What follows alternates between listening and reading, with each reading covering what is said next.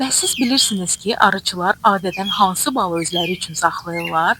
Bəli, bəli, məhz şanı balını.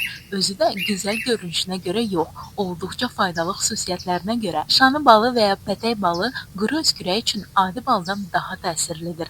Amma onu sadəcə yemək kifayət etmir. Şanı balını 1-2 sm ölçündə kəsin və saqqız kimi 10-15 dəqiqə ərzində çeynəyin. Şirəsini mütləq udun. Ağzınızda qalan mumu isə tüpürün. Beləcə gündə 3-4 dəfə təkrarlayın.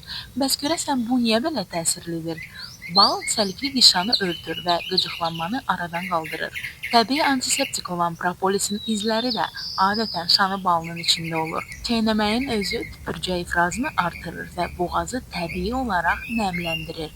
Buna görə də pətəkdə bal sadəcə bal deyil, quru öskürəyin təbii dərmanıdır.